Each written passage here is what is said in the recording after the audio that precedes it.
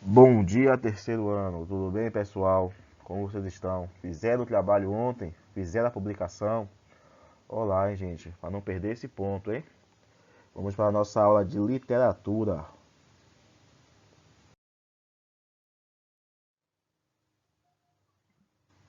Nosso conteúdo hoje é o pré-modernismo. Aqui já nos aproximamos mais da nossa literatura atual. Está na página 79 do módulo de vocês. Vamos entender esse pequeno movimento.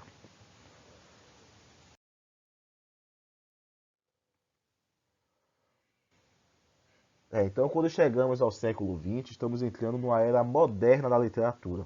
A partir desse momento, nós entramos na modernidade. E entre 1902 e 1922, tem um pequeno período de 20 anos que antecede essa modernidade, antecede o modernismo. Esse período, obviamente, se chama pré-modernismo. Qual é a característica? O que é que tem nesse período para ser considerado um pré-modernismo? Esses autores que compuseram esse período de pré-modernismo, eles produzem literatura com características que antecipam as inovações estéticas que serão trazidas pelo modernismo.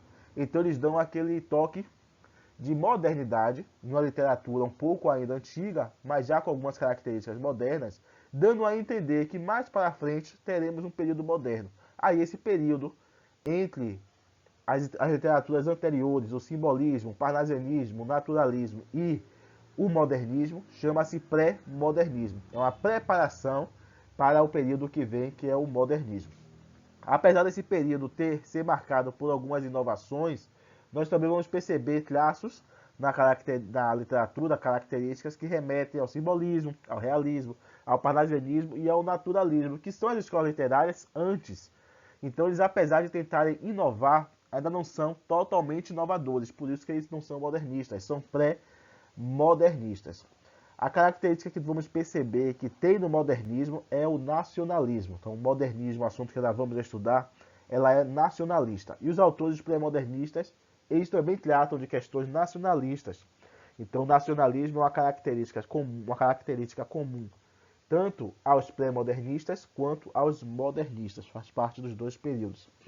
Certo? Então, vão abordar de alguma forma algo nacional, evidenciando assim uma preocupação já com a nação. Quais são os autores pré-modernistas de destaque? Aí nós temos Euclides da Cunha, Graça Aranha, Monteiro Lobato, Lima Barreto e Augusto dos Anjos. Vamos entender um pouquinho mais sobre esses autores.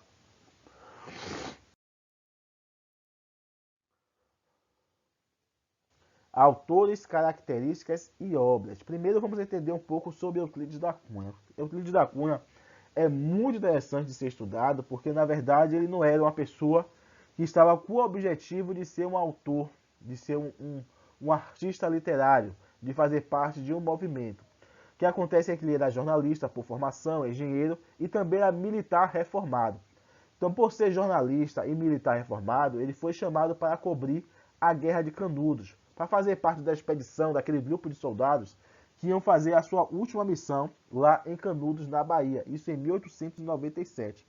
Então o objetivo dele era fazer um registro jornalístico sobre o fanatismo religioso daquela população e como os soldados estavam resolvendo bem aquela situação, controlando bem aquele tumulto, aquele motim, aquela guerra. Porém, ao se deparar com aquela situação, ao coletar depoimentos, informações, ao presenciar algumas coisas, ele percebeu que não era bem aquilo que estava acontecendo.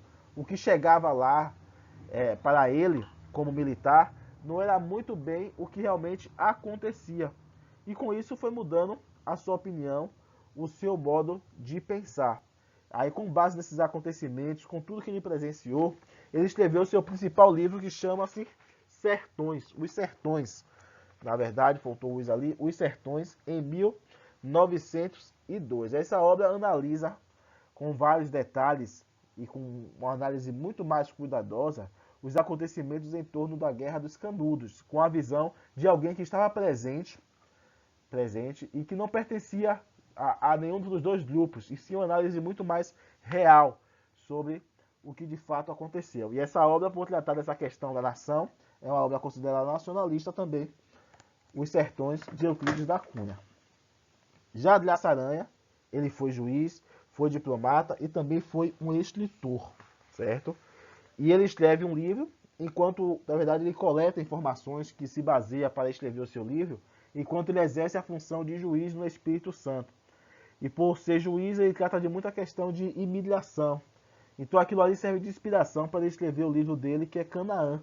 Canaã é um livro que trata justamente da imigração alemã no Espírito Santo. Então, um aspecto da nação que era muito comum naquela época, a questão da imigração, que levou Adriaça Aranha a compor esse livro e se tornar um autor pré-modernista. Aí temos também Monteiro Lobato, que é um autor conhecido pela literatura infantil, né? Todo mundo conhece o Sítio do Pica-Pau Amarelo e os livros que vêm a partir daí, a questão da Narizinho, a questão do Pedrinho. Então nós temos aqui um autor que é conhecido principalmente pela literatura juvenil, tanto que recebe o título popular de pai da literatura infanto-juvenil brasileira. Mas a sua obra pré-modernista de destaque é Urupês. Urupês é uma obra que trata da questão regionalista. O seu personagem principal é Jeca Tatu, que é um caipira típico. E o que é que o autor mostra com esse personagem? Ele revela as características do caipira raiz. E ele mostra que aqueles hábitos de higiene, aqueles hábitos de ser preguiçoso, de não fazer muita coisa, é um produto do meio. Aquela situação em que o homem caipira vive, o homem sertanejo vive, produz aquele tipo de pessoa que é o Jeca Tatu. Lima Barreto tem sua obra de destaque Triste Fim de Policarpo Quaresma, uma obra que, apesar de ter sido escrita um pouco atrás, se aplica exatamente ao momento que nós estamos vivendo. Essa obra faz uma crítica justamente ao governo e a questão do nacionalismo ufanista. O que é isso? Aquele nacionalismo que tem um orgulho da nação, que você fica cego, que você não percebe os problemas. E ele faz uma crítica justamente às estruturas burocráticas do governo federal que massacram o indivíduo comum. Então as dificuldades que a pessoa popular, a pessoa comum tem em lidar com questões do governo, em ter seus direitos e coisas do tipo, é do que trata essa obra, O Triste Fim de Policarpo Quaresma, que inclusive virou um filme que vocês podem pesquisar também, além de ler o livro, pode assistir o filme.